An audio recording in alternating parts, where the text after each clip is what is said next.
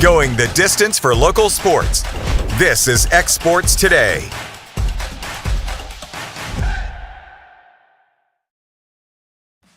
Hey Lawrenceburg, looking for something new?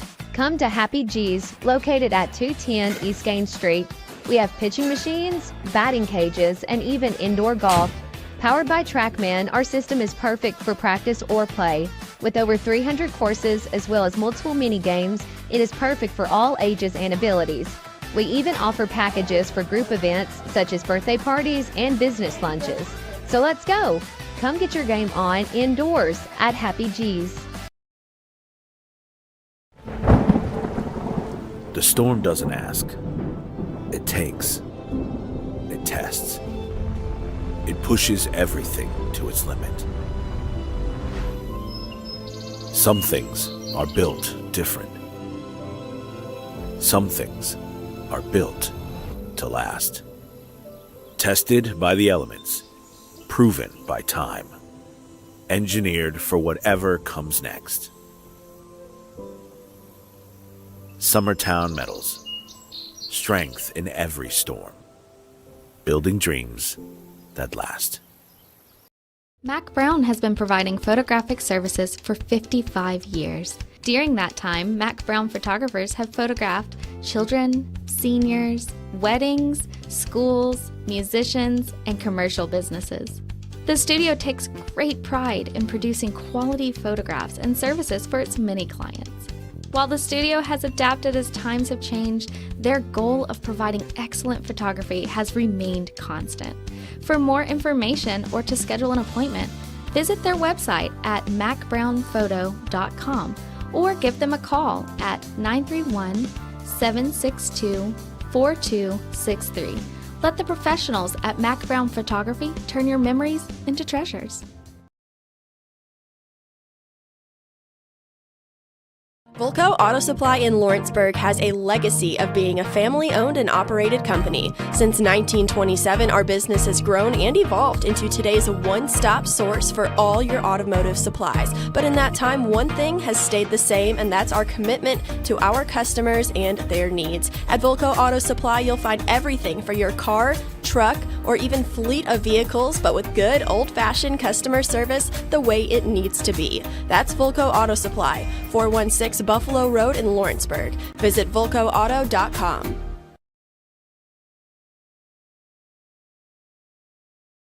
Arts, crafts, stationery, journals, books, educational toys, wrapping paper, devotionals, greeting cards, and much more can all be found at Paper and Thread in downtown Lawrenceburg. Shop local to find the perfect gift or have a custom gift basket made for just the right occasion. Paper and Thread has a party room now available for birthdays, classes, and so much more. We could go on and on about all the neat things you'll find at Paper and Thread, but you just need to hop in your car and head down there. 106 North Military Avenue in Lawrenceburg is where you'll find them and discover what makes Paper and Thread awesome. That's Paper and Thread in downtown Lawrenceburg, 106 North Military Avenue, just north of the square.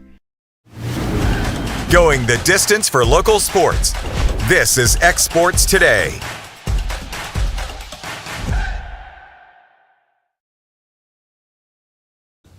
Welcome to X Sports Today. I'm AJ Good, Taylor Plott, Michael Marks, Hayden Burks joining me here, guys. And just when you thought we're starting to run out of some things to talk about, well, guys, it's we got a lot to talk about. NBA draft is going down today, and then literally it felt like right after we left, we had a million deals break down in the NBA. A big night last night for a former Tennessee Volunteer. We'll get into all that. And I've got a surprise category for these guys. It's What If Wednesday. I'm going to throw a scenario out at these guys here in our last segment.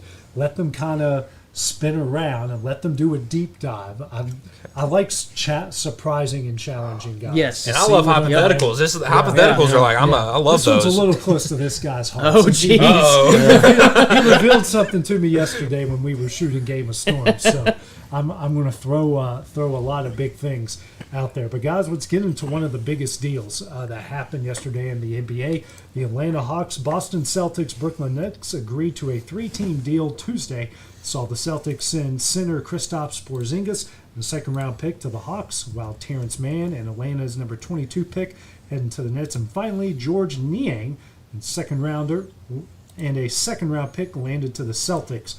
Sources have told ESPN Shams Charania, which means it's happening or it's already happened. So that's the big deal that went down yesterday. And me and you yesterday were talking a lot about it, Hayden. It's, for some reason, this year's draft, everyone wants second-round picks. It feels like the NFL, where normally second-round picks are like the 39th pick in the Major League draft.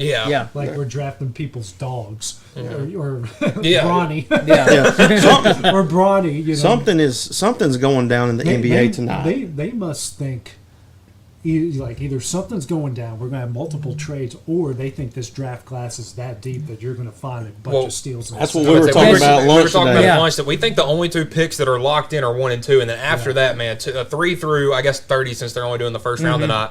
Really, anything could happen because this draft is loaded. Last year's wasn't as good, so everybody's looking to kind of stack up this year. Yeah, because there's a bunch of rumors of what's going down. I showed him that Atlanta's trying to get into the top 3. Oklahoma City's making a push to get in the top 10. That might stir up some things. Oklahoma City just win the NBA championship. What are they going to do? We saw Boston get rid of Porzingis, so there can be a lot. And obviously, Giannis is still out there. What maybe San Antonio might try to make a move for him. So who knows? Who knows? I will say, I feel like this is just the beginning of a lot of teams either finding trades with draft picks and trying to obviously get up in towards that kind of top 10, maybe top 15 area, but. I mean, you're right, especially with a lot of those second-round picks. I mean, this draft class is very deep. I mean, obviously, you feel like you have that superstar potential with the top, I would probably, easily 2, but I would say probably maybe top 5 picks. But then everybody else is like, could easily be a solid NBA player, and that could even go into the second round. So I really think that this might just be the beginning of...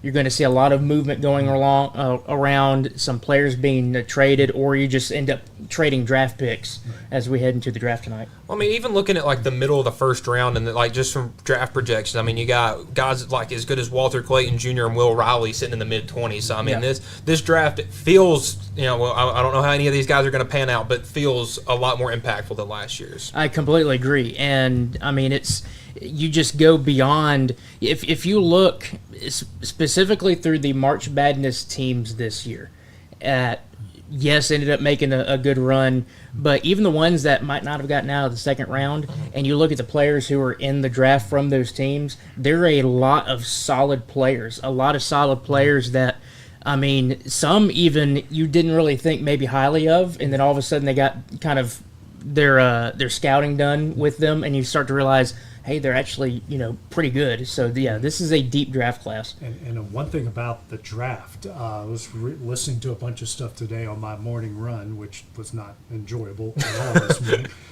Very hot and humid. When you try to do abs and your feet are leaking sweat, it's really bad. But I was reading Dylan Harper. I know he's projected to go number 2 to San Antonio, and he's a really good pickup there. But I'm reading a lot and hearing a lot that he's been canceling meetings, including with the Spurs. He wasn't showing up for workouts. I mean, this is kind of turning into a Shedeur Sanders. He's taking he and his teammate Ace Bailey. Taken from Ace Bailey he's canceled his workout with the Spurs, the 76ers, and the Hornets. Utah, and the Hornets. Yeah, so basically he wants to go to a contender. And I was telling Michael, I said, what if Oklahoma City tries to jump into that top 10 and try to snag him? Yeah. So, but another thing, history is not always great to former champions that pick in the top 10. Think about Detroit with Darko Milicic. And now Darko ended up being okay by the end of his career, but it took a very long time. Then, of course, the most famous, the Celtics getting Len Bias, and then he dies like a day later. So what could have been with him? History is not great with those guys. And looking at you got so Harper. I think Harper, he hasn't really canceled anything with San Antonio. I think most of the NBA is okay with that because they're pretty sure he's going to go. He's going to go right, since they didn't make a deal for KD, and they haven't made a deal with Giannis yet. But it looks like Harper's going to go number 2. Exactly what they need there in San Antonio. It'll be a fun backcourt with him and De'Aaron Fox. VJ Edgecombe, heading from Baylor, looks like he's going to the 76ers. Con Knappel from Duke going to Charlotte, number 4. Jeremiah Fears from Oklahoma going to Utah at 5. Ace Bailey slated to go to the Wizards at 6 right now. Again, a lot of things could happen. Help me out. Malawach, yeah, from Duke. Center from Duke going to the Pelicans at 7. It looks like they are trying their best to get out of the Zion business, which they should. Brooklyn getting Trey Johnson out of Texas at 8. Toronto with Nolan. No, I was going to say, did we say Noah Essingu. Yeah. Essingu, Okay, he's out of Germany. France, France. And Phoenix via the Houston will get Carter Bryant out of Arizona. So that is our slated from ESPN top 10 right now, and that's this might end up being one of the deepest classes in NBA history. And I feel like there's going to be a bunch of trades tonight as well. Go ahead, Taylor. But that's what I was going to say. I mean, yes, I definitely think there's going to be. This is what went down with the Hawks and the Celtics is just the beginning of all the movement. If I had to pick one guy that would be a so-called maybe sleeper flying under the radar, I know he's on that top list. Con Knappel from Duke. Yeah. I really think that he could be a guy that whoever he lands with, he could easily just start this season potentially. And I think if I had to pick one of them in there that like really looks like he could have an impact early on, I think it could be him. Yeah, and I agree with that because he kind of flew on. Well, from an outside looking in at Duke, if you're a Duke fan, you know who he was. Yeah. But coming into the season, it was Cooper Flag, and then second or third game of the year, Knappel had like a 25, 30 point came game. Out of nowhere, basically. And then everybody realized how good this kid was. Yep. You know, again, if he could fly under the radar through the early season practices and stuff like that with Brandon Miller and LaMelo Ball, I mean, that could be a very, very powerful front or backcourt right there. I like Jeremiah Fears. We were talking about when we were heading to lunch today that I feel like Jeremiah Fears is somebody that can come in, contribute as a point guard. I think Utah would thrive off of him. That's who I've got. Utah taking SEC Freshman of the Year. I believe scored 18 points a game, did really well in the tournament. So I'm looking forward to see what tonight holds for the NBA draft. Yeah. Speaking of Cooper Flag, some people really, it's like they're really high on him or really mid on him. There's no one really low think he's going to be a bust, but it's either this guy's going to be Larry Bird or he's going to be Christian Laettner. Yeah, both very serviceable. Both can get you a lot of points. I think Laettner averaged 17 throughout his career, something like that. It's not terrible, but it's not Bird. It's in the shape of the imagination. So I just don't think Dallas can pass him up on that. Right. No, they can't, especially obviously with letting Luka go. Right. They have a void that needs to be filled. And I've seen that, and I've watched a lot of his games, and really he does have that superstar potential, for sure. But there are definitely some situations where you watch and he either just gets uncomfortable or he just maybe his game's not as good in that position yet, and it will come. But I can understand why some people might have some question marks on him, but I still think at the end of the day you got to give him at number one because Dallas needs that position, and I really think that he will thrive in the NBA. And I think this is a really interesting spot for Dallas. You know, if you get Kyrie back and you get a season of him healthy, which again, I mean, all these guys I'm about to mention are made of paper and glass, but Klay Thompson again, these are and Anthony Davis, these are aging guys. You know, they're in their 30s, but matching them with a young guy like Cooper Flag, because like you said, I mean, you could watch him in college. I remember the Clemson game. They ended up losing that game, but down the stretch, I mean, it was Cooper Flag versus Clemson, and he was until that last play where he slipped. I mean, he was winning that one. Yep. So I mean, he definitely got a lot better throughout the year, and I think his one-on-one game perfectly translates to the NBA. I completely agree. I think that is definitely one that will translate well. It's just some of those little other aspects that they're really not like blotches or so on his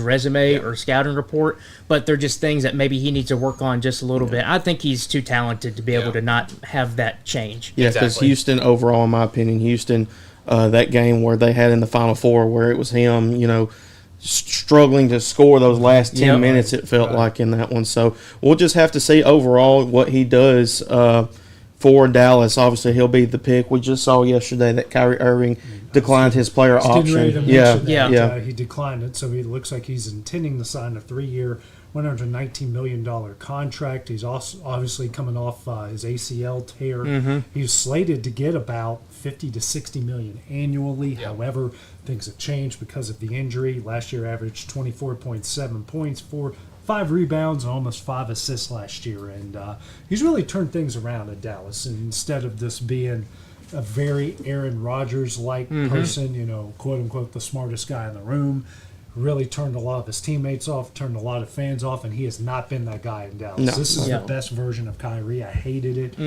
when he went down with that injury, but yeah, he's intending to stay there and intending to stay there long term. So that's good news for Cooper Flott. Yeah, and he was already, 2 years ago was the second best player on that finals team, the Dallas team that went all the way to the finals. So I mean, he's got that championship DNA. Yeah, and I love the fact that he has made those changes because he's one of those players. I was like, he's such a good player, but you wish maybe his attitude was better. He just was a better person. I don't know if it was just a change of scenery, the change of people around him, whether at the front office or coaching staff. But I'm with you. I'm glad that he made that change. He seems like he's much more of a team player now, and I think honestly that has helped his game. And is obviously he's coming back from this injury, but if he keeps that mentality, I mean, I know he's kind of getting up there in age, but maybe he could continue a little further on and just continue to contribute the way that he has.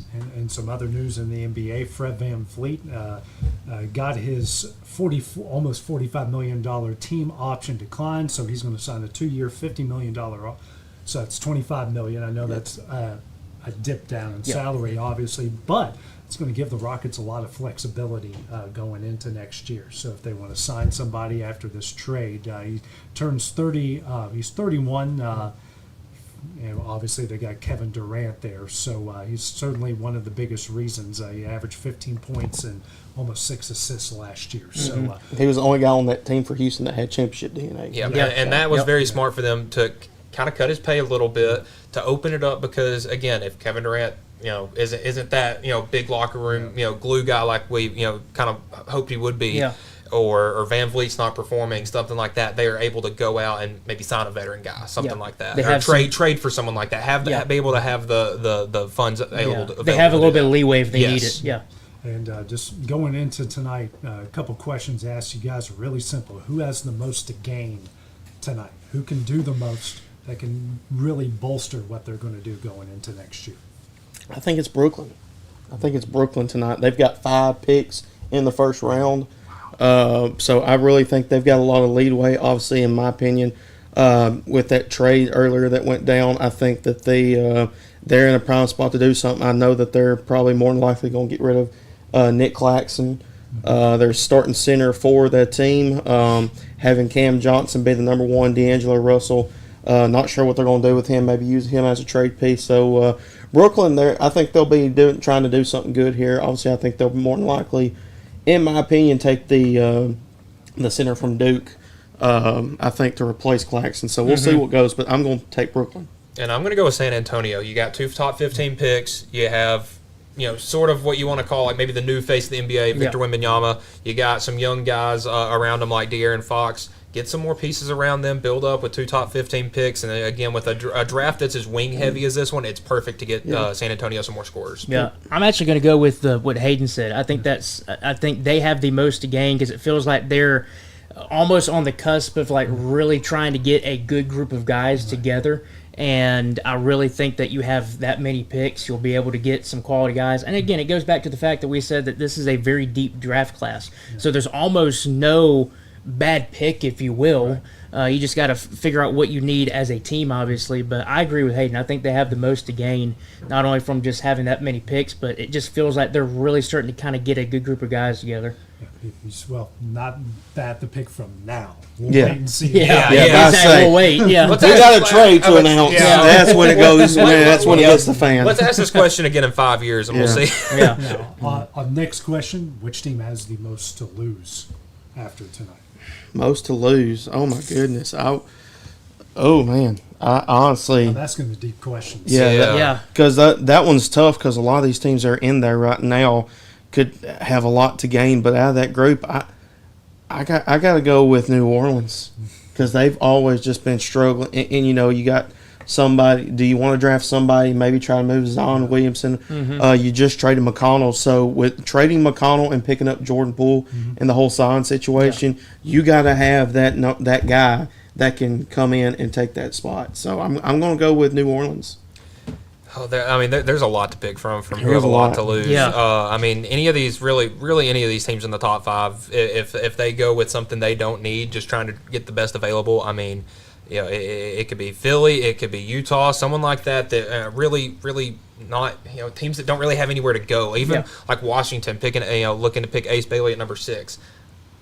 They have two really good wing players right now. I don't think that's something you need. So I think it's going to be a team trying to overdraft someone, maybe trying to overcomplicate things. So, any of the teams in the top 10 can really do that. I think Atlanta would be another one. Atlanta. I was going to say Atlanta. If I had to pick one, it would be Atlanta because it seems like that Hawk team they've had good players, and then just something, whether it's just coaching staff related or whatnot, they just don't really feel like they've reached their full potential. So that could be a thing where maybe they end up overthinking a draft pick where they actually either really need to do it or move on to someone else.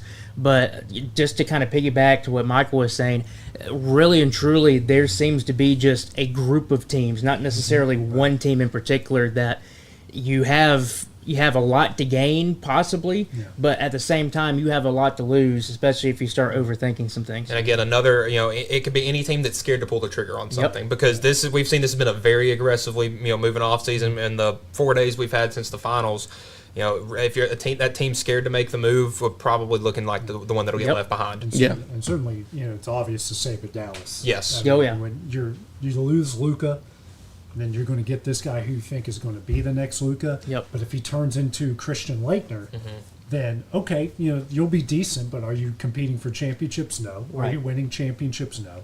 So there's a lot into it. And Hayden, you sort of mentioned it. One of the other deals I forgot to mention, speaking of the Pelicans, trading C.J. McCollum, Kelly Olynyk, and a future second-round pick to the Washington Wizards for Jordan Poole, Sadiq Bey, and the 40th overall pick in the second round.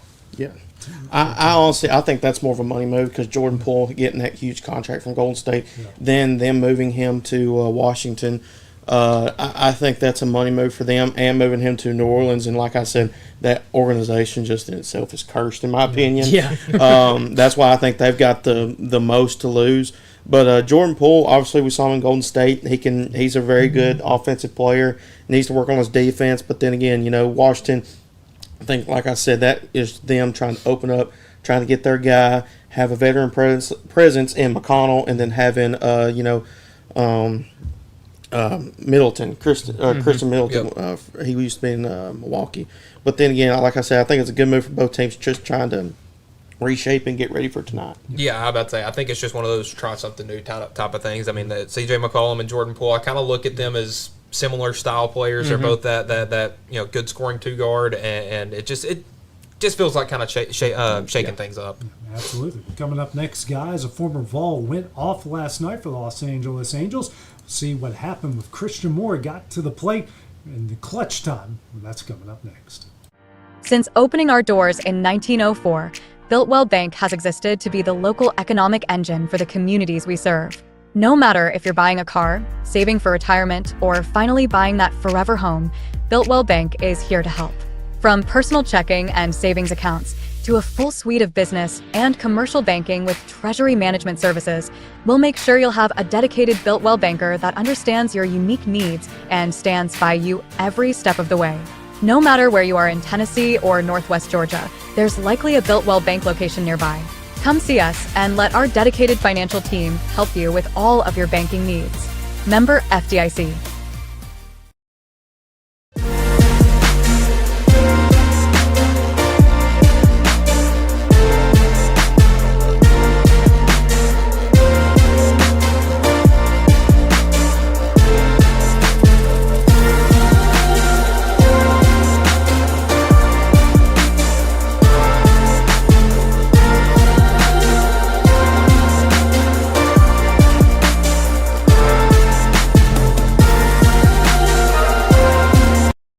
everyone. This is Landon Saunders. And this is Nate Patterson with Cloud9 Fiber. We're excited to finally be able to offer Lawrenceburg our blazing fast, reliable, and affordable fiber internet services. If you're looking for a more reliable and more affordable provider, we at Cloud9 Fiber have you covered. Plans start at $50 a month, and we can offer up to a gigabit to your home or business. We are excited to be able to offer your first month of service entirely free. We encourage you to sign up on cloud9fiber.com or by calling 931-201-9098 so we can help you make the switch today.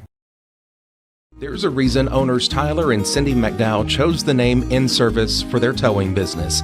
They did because it's their goal to be in service for you on the day that you need them the most. In-Service Towing is now known far and wide for their response time because minutes matter when you're broken down. Or their 24/7 availability, you can call them anytime for service. Their professional team with years of experience and their fairness, plus their know-how in dealing with the unexpected. But the thing that In-Service is known best for is how they treat their customers, and that's like family. When you need them, call them 931-843-9098.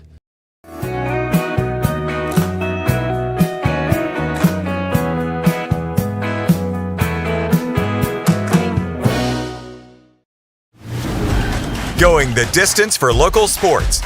This is X Sports Today.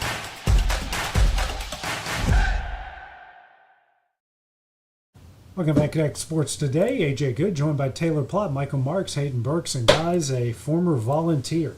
Last night saved the day for the Los Angeles Angels as Christian Moore ties the game in the 8th with a solo shot, then hits a 2-run homer in the bottom of the 10th after being down 2-1. So he was hitting below the Mendoza line. I think he's still below the Mendoza line after last night. But, man, this is kind of the guy that, you know, because Tennessee's had a really good stretch of play, obviously winning a national championship, going to the College World Series, a lot of super regionals here in a row. But looking at it right now, there's only 6 guys in the big leagues, and some of those weren't around during that time. But, man, Christian Moore might have been the best to come out of that group, and he showed it last night. Yeah, he's the 8th player from that 2022 Tennessee team to at least play one game in the majors. And I'm a Red Sox guy, so I have a little bit mixed feelings about this. But I was telling y'all before we went on, you know, I'm kind of keeping up with the game on my phone, and you know, checked after Garrett Crochet, another Tennessee guy, went out, and 7 innings, 10 strikeouts, no runs. First 7+ innings shutout with 10+ strikeouts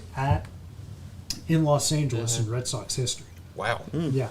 And they said that right before Christian. And Whoops! And it was 1-0, top of the 8th inning or whatever, and then I get a notification it's going into extra innings. Okay, blah blah blah, and then I get another notification, final 3-2 and 10 innings, and it said Moore. You know, I checked Christian Moore after the stats after Crochet went out, and 0 for 2, 2 strikeouts, and then it says Moore 2 home runs, 3 RBIs. I was like, what happened? And checking, I mean, he pulled out that clutch gene. We saw a lot of it when he was wearing the orange and white, and it's translated over to big league ball.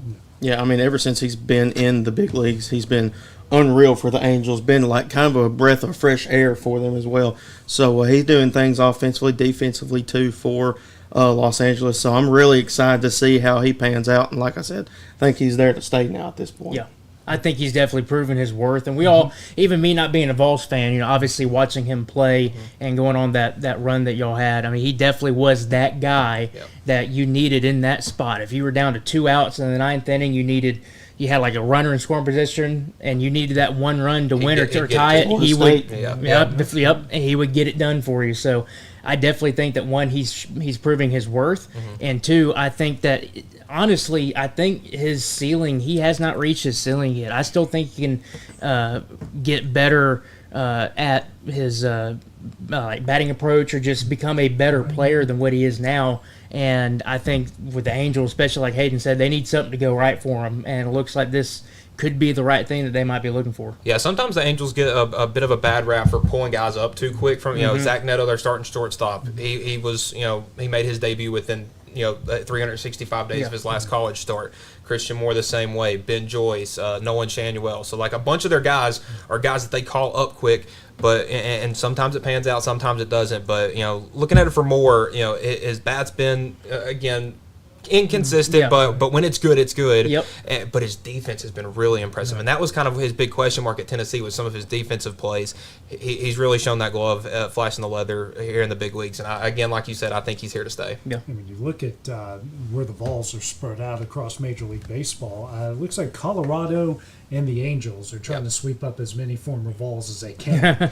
Colorado's got 3 guys on their roster right now with Begg, Dolander, and Halverson that are right there right now. You got Ben Joyce and Christian Moore. Christian Moore that are there right now, and the other one, Trey Lipscomb. He just got called up by the Nationals. Just a handful of at-bats. We've seen Blake Tidwell just from down the road down here get called up for I think a couple Drew Gilbert's starts. probably getting pretty close to getting called up. He's in AAA right now, and there's a bunch of other AAA guys, former Vols. So Blake Burks in AAA yet? He's I think still he's in high. but He had a tough start. Yeah. He homered in his first at bat, and then it took him like another 150 at bats to find his. But he next did home hit run. one last He's getting night, better. so He's getting better. He's above the 300 mark right now. I think whenever he stopped sending out tweets to Vol sports writers and actually focusing on being a big league ball player, that's what a scout in the big leagues told me, and that's the speech that he got after that. So, you didn't hear that from me, but people, I'm still sort of plugged in, and people talk a lot. It's good to see these guys called up. I know you're a Bama guy, I'm a West Virginia guy, but for you two, it's certainly good to see these guys, did big things in the orange and white. Now they're doing big things here in the big leagues. I was listening to a Knoxville sports radio station on the way up here this morning, and it was talking about how for forever it just felt like Vols in the big leagues. It was Nick Sanzel, and that was really it. Yeah. So now that we're getting 5 guys up, 6 guys up, 7 or 8 guys up, something like that. It's made the transformation that Tony Vitello's done just that more impressive, because you can have a bunch of good college teams and none of them pan out. Have good players in the for the big leagues, but having good college teams and then these guys translate into the big leagues, it's definitely exciting. It's kind of like the Saban thing. I mean, if you go to Alabama, you're going to the NFL. Yeah. Yep, exactly. It's the old SMU saying from back before they got busted by the NCAA. We don't want guys that can play here. We want guys that can play at the NFL. Yep. And that's what Tennessee has done. Speaking of the big leagues, guys, the Tigers, first team to 50 wins, another big come-from-behind win. Their star starter wasn't great yesterday. Still found a way to get a win, but that offense going off. And Tigers are kind of proven to be the front runner right now, especially with the bats, and when you got the top end that they have at the pitching staff is pretty good right now. Yeah, again, like if a Tigers team gave up two home run homers, maybe 2 years ago, there was no chance they were winning that game. But like we've talked about, like Javi Baez has found a way how to hit a baseball again. Yep. Spencer Torkelson's been really good for them. I mean, you can just find guys anywhere. I mean, even like guys like Colt Keith and stuff like that are making big plays. So the Tigers, for the first time in probably about 12 or 15 years since they had that really good pitching staff with Verlander and Scherzer. The Jim Leland team. The Tigers are fun to watch again. Yeah. I say 13 hits off of no errors. That's pretty good. And then beating them, 11-4? Yeah. Yeah, I was keeping up with it, come from behind in that kind of fashion. But I'm really, and I've got family up in the Detroit area, so I'm really looking forward to see what the Tigers do. Yeah. We're getting to the point now where you're starting to find who's breaking out of the pack, who is now the team to beat. And it definitely looks like it's going to end up being the Detroit Tigers right now. But that doesn't mean that can't change a little bit later on. But at least right now, Detroit is the best team, and they are the one to beat. We'll just see how they pan out after the All-Star break. I don't think they're going to fall apart. No. They're gonna make a good run, but right now it looks like they're the one. Well, I was feeling like they were that team that made the playoffs last year that kind of felt like one of those teams that was going to make it to maybe the AL championship series, and then you never hear from them again, like the Rangers. Yep. I'm still wondering how they won the World Series in 2023. If you look at the 3 years before and the 3 years after, they've got hot at the right time. Yeah, at the perfect time. But I'm really impressed how they've reloaded the team. They lost some pieces from last year. They've had some injury problems this year, but man, they just continue to push on. Yeah, They're really, really fun to watch. Paul Skeen's looking good right now, guys. He's given up 4 runs through Oh boy.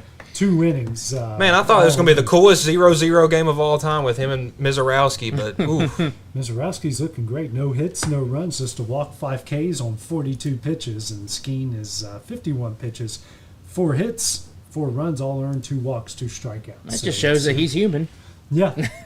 Well, I would say I have a stat that I was going to use for our show, but Paul Skeens and Garrett Crochet are tied for the MLB lead with 14 starts, giving up 2 runs or less. Skeens in 16 starts, Crochet in 17 starts. And both of these teams, the Pirates are 17 games under 500. I think the Angels are 2 games under 500. Yep, something like that.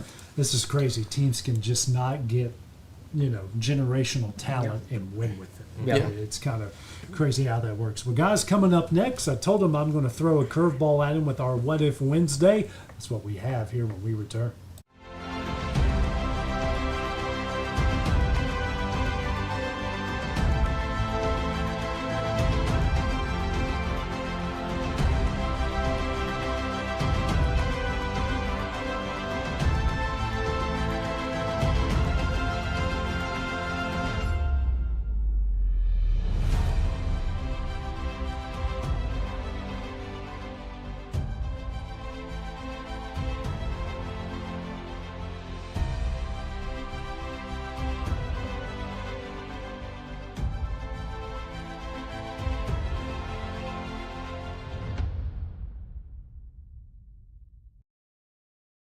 LUS is committed to our customers, from providing and maintaining energy-efficient utility services to friendly, helpful customer service.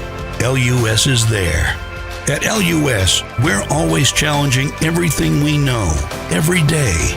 We strive to improve efficiency and reliability while focusing on our responsibility to our customers and the community. It's our promise to provide dependable service to our customers every time. Because we don't just work in Lawrence County, we live here too.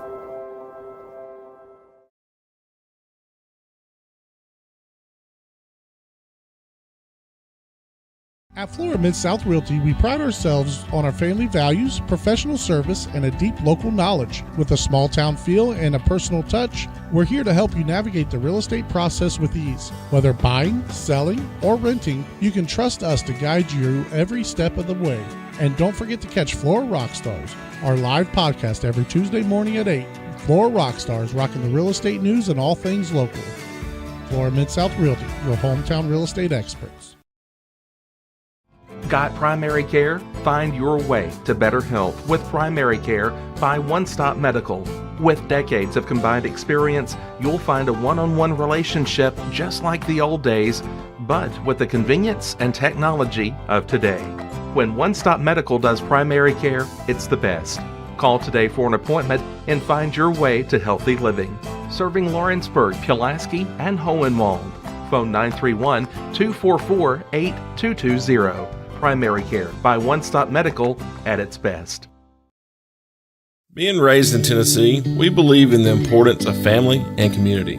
Creating a positive experience at our family-owned and operated business is one of the ways we share that belief. Being in an accident can be extremely stressful. When it came time for my repairs, Mashburn's made it easy.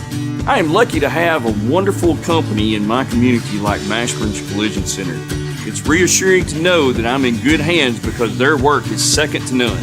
We pride ourselves that the Mashburn name is one of the most trusted in Lawrence County since 1981. Mashburn's Collision Center. Let our family take care of yours. Let me tell you about a place that has it all. For your home, bedroom, kitchen, lawn, and more.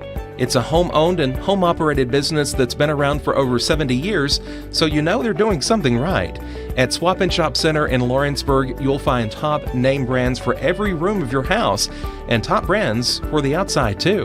Looking for appliances, televisions, couches, safes, bedding, mowers, and well, the list goes on. So make the drive today to 824 North Military Avenue in Lawrenceburg and be treated right.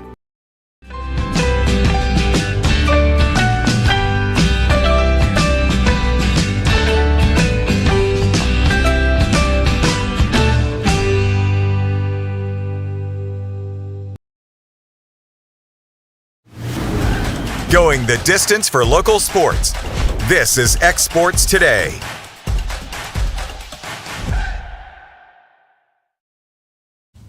Welcome back here to X Sports Today. AJ Good, joined by Taylor Plott, Michael Marks, and Hayden Burks. Guys, it is time for What If Wednesday. I'm going to throw a curveball at these guys every Wednesday. I'm going to bring up a sports scenario and see if we have a Frank the Tank from Barstool meltdown on anybody right here, right now. So the first one I'm going to throw out to you. We're going to go Super Bowl. Okay. 1991. What happens if Scott Norwood's field goal goes through the uprights and the Buffalo Bills win? Think about the big picture. Now, what number in a row was this? But was this is the first? This is the first one. The first one. Yeah, this is the first one. What happens to the Bills franchise completely if Norwood hits the kick? 42 yards on grass, which nowadays that's a chip shot, but back then that was a big deal. I would, if he'd hit that, I mean, you're probably looking at a multi-Super Bowl winning franchise at this point. Because you look at the teams they had past that, where it was just they could not get over the hump. They would get there and they would lose. They get there and they would lose. So you would kind of, not to say that they would win all of those, but at least I think you got that first one. Maybe you end up winning maybe another one at least. I would say at least one, because remember the next Super Bowl, that was the infamous Thurman Thomas couldn't find his helmet because Harry Connick Jr.'s band moved it. He had this thing, he put his helmet on a certain spot on the field, and they do this pregame performance, and someone from the band moved it. And they had a play specifically designed to go up against Washington's defense, and they brought Kenneth Davis in, and the play runs, the offensive line blocks it perfectly. Davis runs to the wrong spot, but if they give it to Thurman Thomas, it's a touchdown. You could literally watch the play develop in front of your eyes. You're looking at this lane, and he's gone. And that was just kind of like, ever since the Norwood moment, that's when it's like everything they did was cursed at that point. You're exactly right. It's like that. And it almost still feels that way for the Bills. And I was actually talking to my dad about this a while ago. Matter of fact, it was during the AFC playoffs, but it was just they had moments where it was just like, what the heck happened? And it was just absolutely just devastating to not only the team and the fan base, but it made a mark. And you're right, it wasn't that they were underdogs and they would get to that point and just, they came across, the San Francisco 49ers, someone like that, that's like, they're probably going to win that. No, these were really, really good teams, and for some reason they just had a moment in each of those games. And you still kind of look that there's still moments in some of the games where you think, not like, I'm trying to think of a game of recent, but I think it was the first game that they had against Kansas City that would have made them go to the AFC Championship game, and all of a sudden Josh Allen, it was just like, did not know how to play football anymore. And it's just something like that. Or you had the AFC Championship game where they scored like 5 touchdowns in 30 seconds between the two. Yeah, that's one I always think of. I'm like, man, it's like Jim Kelly all over again. You do everything you can, you still don't. And you still don't win. But the thing that hurt me about that one was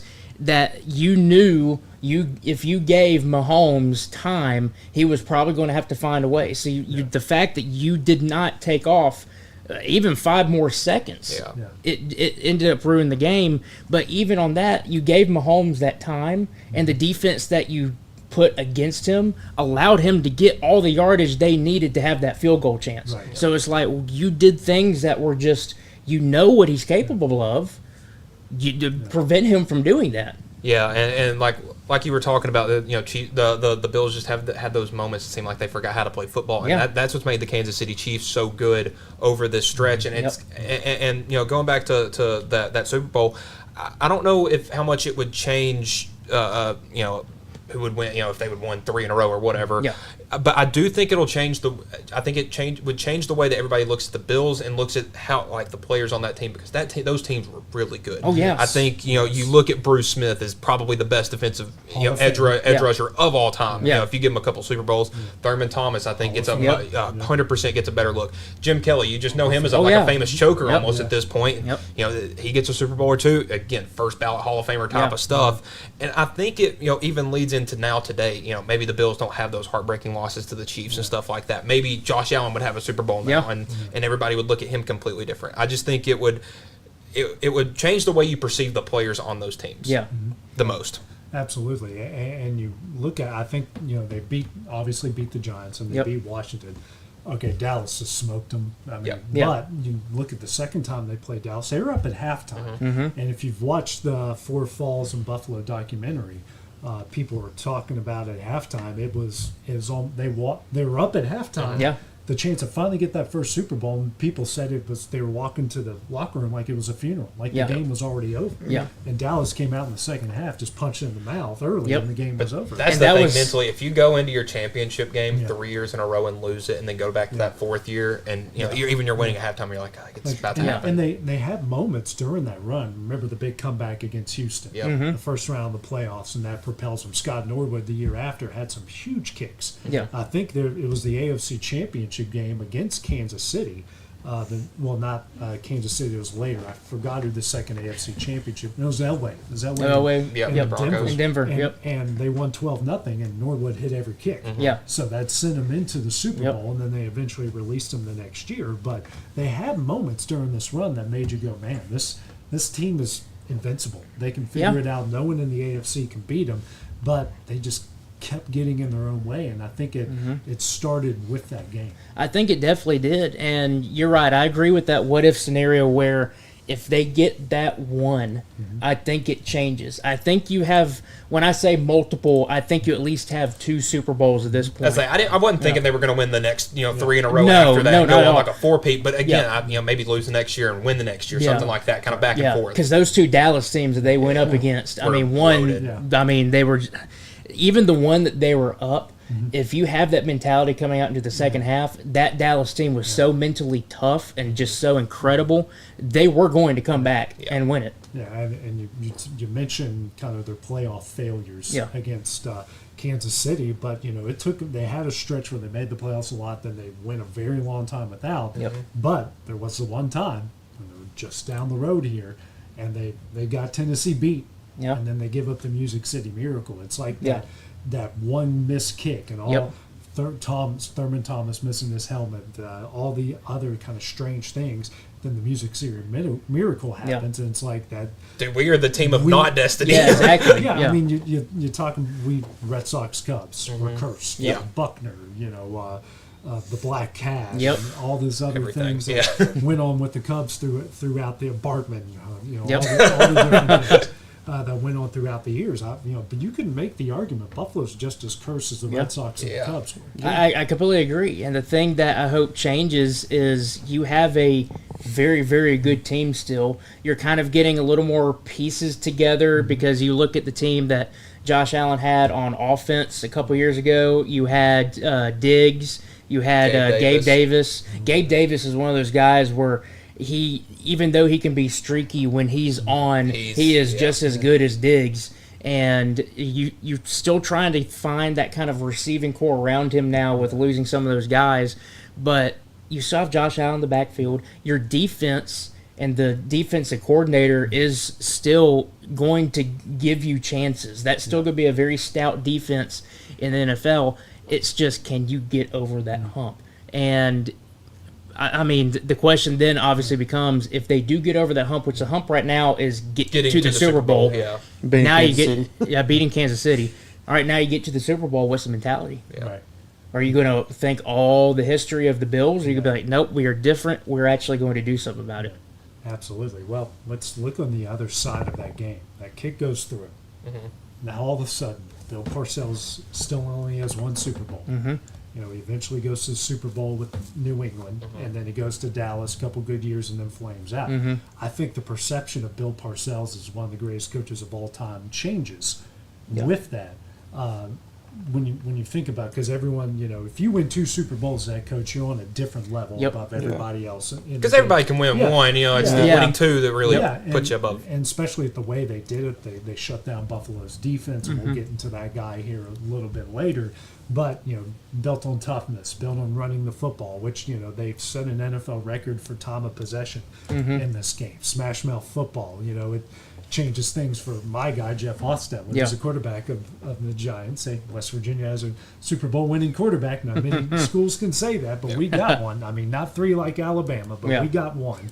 But I think people will perceive Well, I already said it. Well, I think people will perceive Parcells a little bit differently if he doesn't win this game. I think he's still viewed as a very good coach, but he's more on that Sean Payton. He got one. Right. The Tony Dungy, he got one, and he's not, considered a top 10 guy. Yeah. Yeah, because after that second Super Bowl with the Giants, he only made the AFC Championship one more time. So yeah. That's again just looking at it like a Hall of Very Good coach. Yeah. Well, didn't he make it with New York? It says his only championships, he won 86, 90, and then made it to the AFC Championship with New England in 96. Well, they won that. So they got to the Super. I think he made it at least to one championship game.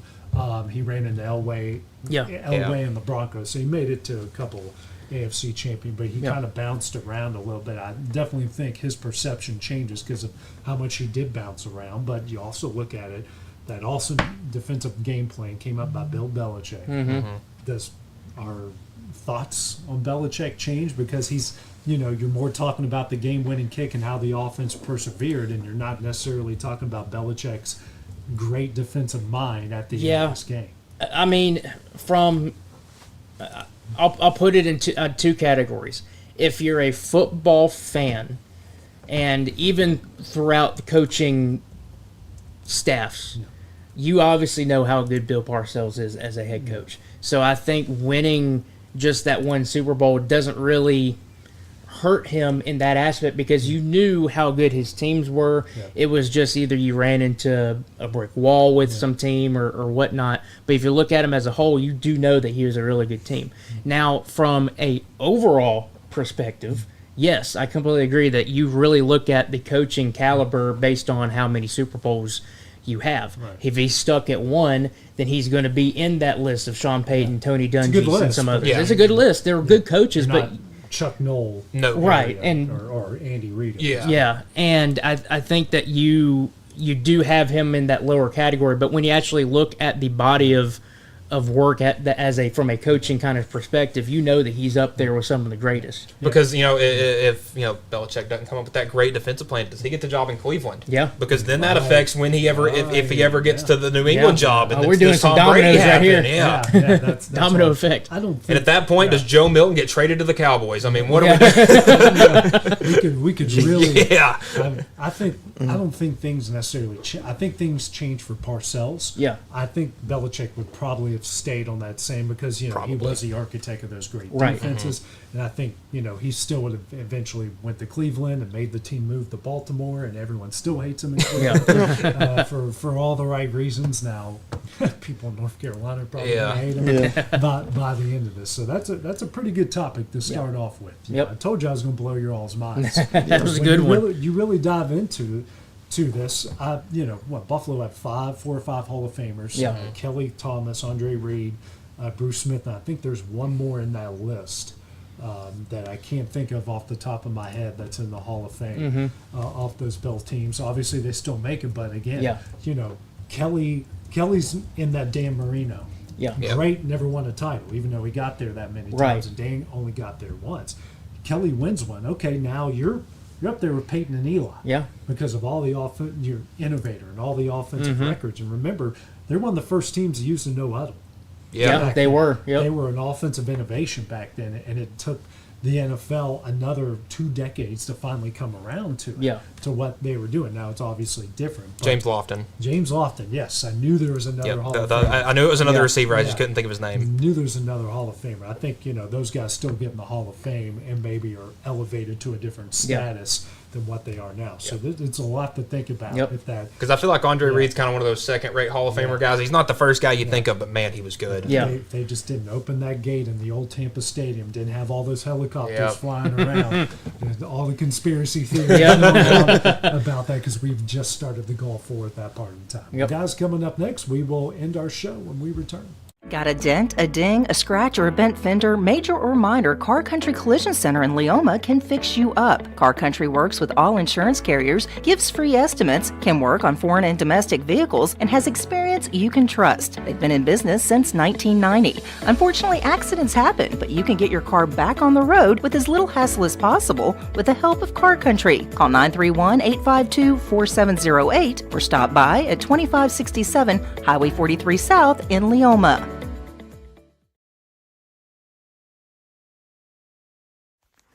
What really matters during the ball game, we're at that point in the season where some are just beginning, some have already ended, and others are at that point where it's either win or go home.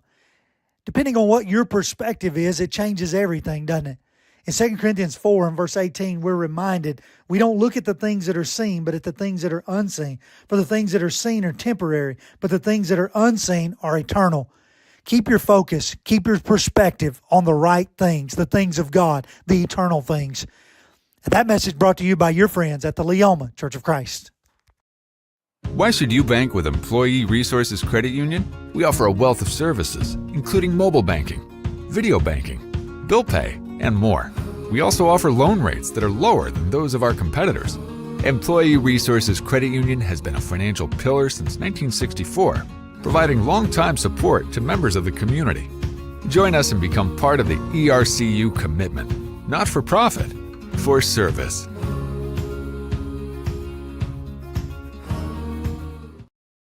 Want to take the next steps in taking care of your health? Tennessee Valley Allergy Services can make your goals a reality. Their team of doctors, nurses, and medical professionals are dedicated to providing allergy care and treatment, such as drops and shots, to fit your exact needs. Their expert services are for anyone ages 2 and older. Whether you struggle with environmental or food allergies, they've got you covered. Discover a better you at Tennessee Valley Allergy Services, located right next to the Zaxby's in Lawrenceburg. Book online or call 931-325-0757 to schedule your appointment today. Going the distance for local sports. This is X Sports Today.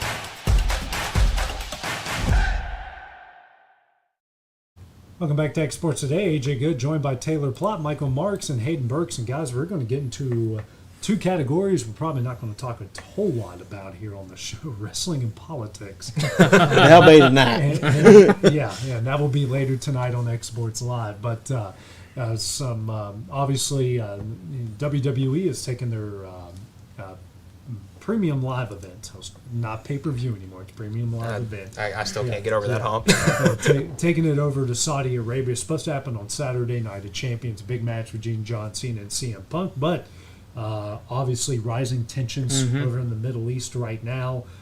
We've got one match that's not on the card anymore because, quote unquote, one of the guys is uncomfortable with it. I would venture to say every wrestler, every crew member, everybody's probably pretty uncomfortable with going all the way over there, knowing what has happened in our country. Well, especially with some of like the staff that's already like stuck in the stuck car. I mean, that's got to be a little scary for the people that are still here. If we go there, are we going to get back? All the different things. So it is a very messy situation. It's Wednesday. No news has come out, which kind of makes you believe that they're still going to go along with this. But I think I speak for a lot of people in saying like, you don't go. There are a ton of empty arenas right now this weekend that you can put that or delay it, take it somewhere else. You don't need to go over there, period. Vince McMahon's not in charge anymore. You don't need to go over there, period, for anything anymore. Keep it here. Send it to Canada. Send it to Puerto Rico. I don't care. Just don't put your guys in that spot. And of course, too, not only Saturday, but also Friday night in Saudi Arabia. And there's some championship matches going on that night, the tag titles, the women's title and the U.S. women's title. But then again, I'm really, skeptical to see what they're going to do. Obviously, like you said, there was a match that was quote-unquote guys that, weren't comfortable going over there. We talked about the other day, there's some production crew over there setting up right now. So if I'm WWE, you got to look at number one is safety of your staff, and they need to consider that before it's too late. I would say in any industry where you're kind of iffy about sending your superstars somewhere, I mean that's That's got to be telling of maybe postpone this to some other time, maybe move it somewhere else. Whatever you have to do. Go ahead. And they've had issues over there before. There was a Raw a bunch of years ago. They did one of their first events in Saudi Arabia, and something happened on the plane before they got on the plane to come back. They had to send a bunch of NXT guys to Raw for Monday. It actually turned into a really good show because the wrestling matches were great. But your top stars couldn't make it back because of some issue that happened on that plane, and yet they keep going back. And we're not getting into the politics of should we have fired on them, should we not? We're not going there. We're never going to go there on this stuff. But these are entertainers at the end of the day. Yeah, they're doing a lot of physical things and it hurts, but they're entertainers at the end of the day. Is it worth that risk to put your prized possessions, the guys that sell you the merch, the guys that people buy tickets for, and the guys that people tune in for week in and week out, to put them in a very vulnerable spot by sending them? Well, you got to think of the physical and mental stress that's going to be put on these wrestlers, superstars, whatever you want to call them, over this next weekend, because you have SmackDown Friday in Saudi Arabia. You have the show on Saturday. And then you're flying them back to Pittsburgh on Monday to do a double shoot of Raw and SmackDown, because the next Friday is the 4th of July, so they're pre-recording SmackDown. I mean, that's a crazy little 4-day stretch right there of a lot of travel and a lot of stress being put on these on these wrestlers. The only thing I will say, and definitely not getting into the political side, is when you look at obviously the whole situation over there, it obviously looks like it's calmed down, or at least tempered down a little bit. But I mean, you're still going over there. There's still anxiety about everything that's going on over there. I mean, does someone else do this? Does whoever do that or whatnot? But I agree. Why are you doing that anyway? Unless there's just some contract binding agreement or something that you have with the Saudis that, like, you have to do this, or you either pay us this much money or you lose that much money. I don't know if that's what the case is or not, but why can you not just postpone it, cancel it, move it back here? Because I mean, I will tell you this: if I was one of the wrestlers, I was told you're on one of the cards that is going to be over there in Saudi Arabia, and I've been seeing missiles fired from all sorts of areas over there, I'm going to say no. I don't want to do that, because I'm not risking my life. I would say, I mean, there's even it's just a really, really messy situation. Because I think if WWE were to pull out of the Saudi Arabia show, they lose like $50 million, but they make that in like a month. I mean, in a day. So I mean, like, it's just unreal. That, is it something that you can bite off? And of course, there was only 4 matches on the card. And usually, with the new PLE stuff, those shows like that, there's like 5 matches on the card. So there's only going to be. There was 4. I think there's 6 on it now. There's 6 now. Is that including SmackDown? No. That's just the live event. Well, it's down to 5. And you would think, yes, they have a deal with the Saudi Arabia government, but you would think even their government would go, this is probably not a great idea for you to come. Like, you can come back later. This right now is just not the time. It's not the time. So it's a very touchy subject. It's very kind of, what do we do here? And honestly, put your prize assets, which is your people, at the end of the day. This is of utmost importance. I would say the card's got the championship with Punk and Cena, Night of Champions, the King of the Ring championship, Orton and Rhodes, the Queen of the Ring, Jade Cargill and Asuka. And then you got a street fight that I think it's going to be a really good fight. Rhea Ripley versus Raquel Rodriguez. The USA Championship, Fatu versus Solo Sikoa. And then just a regular fight between Sami Zayn and Karrion Kross. On live TV? Yeah, I know. What? Yeah. Come on. Karrion Kross. Okay. Just give him the mic and let him go. He's been pretty entertaining backstage past couple weeks. He's been getting a pop every time he's on camera. I'm glad he's finally getting a pop. That Stone Cold effect where he just doesn't care what he says anymore and just goes. He just goes. It's really entertaining. Well, guys, good show here today. We got a lot to talk about tomorrow. First round of the NBA draft is tonight. We'll break down all those picks and plus everything else going around in the world of sports. We'll see you guys tomorrow at 1:30 sharp. Going the distance with local sports. This is the X Sports Network.